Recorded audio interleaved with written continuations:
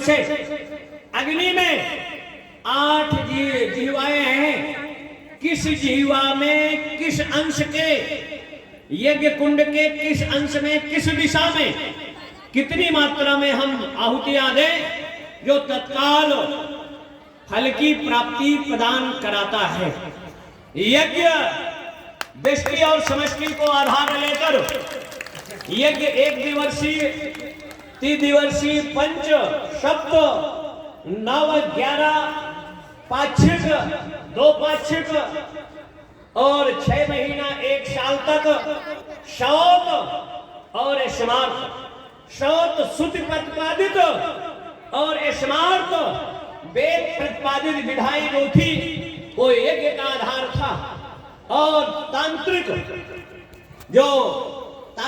ग्रंथों के आधार पर भी यज्ञ का प्रयोग होता रहा।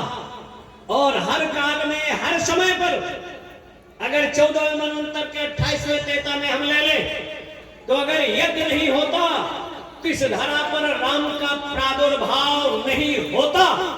और प्रारंभ जन्म से लेकर, मतलब प्रातः काल से उठने से लेकर और सायंकाल तक इस देश की जन जन की चेतना का आधार रमन्ते योगिनो यश्चासो रामः, जो चराचर जगत में रमता है।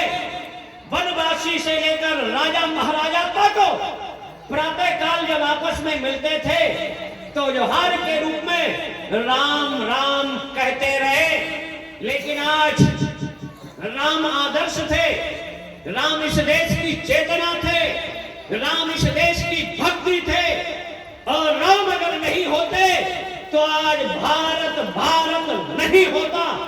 विखंडित, विभाजित, जहां एक तरफ राजा महाराजाओं का आधार बहुपत्नी प्रथा था, लेकिन इस नारी की कुप्रथा, बहुभोगवाद की संस्कृति को एक पत्नी व्रत का सिद्धांत दुनिया को दिया। पत्नियां पतिव्रता होती हैं, लेकिन पुरुष विश्व में पहले भगवान राम थे कि एक पत्नी व्रत का उन्होंने आधार लेकर समाज में नारी का सम्मान, स्वाभिमान और विश्व पटल पर एक नारी को किरणाई अगर लंका करता है तो उसके कुल खानदान सहित पूरी खानदान को 302 यम की सेवा में भेजते हैं। और आज भारत की व्यवस्था में कहते यस्त नारीत्य पूजनते रमन्ते तत्र देवता, नारी के सम्मान करने से उन घरों में देवताओं का वास होता है। अगर हम त्रेता ले, द्वापर ले लें, तो कंस के काल में सत्ता के निर्देशन संरक्षण में बालिकाओं का वध हो रहा था।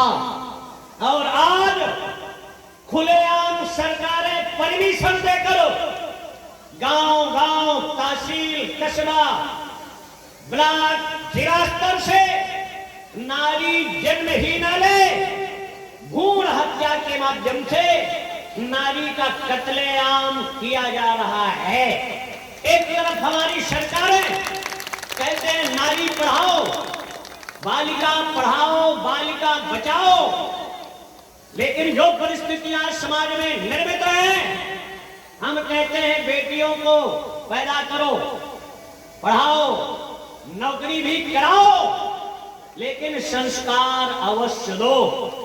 1,50,000 का मोबाइल देने की अपेक्षा हर बेटी को एक डंडा या चाकू अवश्य दो, जिससे वो आत्मरक्षा, अपने कल्याण की रक्षा सुरक्षा कर सके। अगर संस्कार नहीं दिया तो फिर पछताने के अलावा कुछ बचता नहीं। नारियों के अंदर वो ताकत है, वो ऊर्जा है।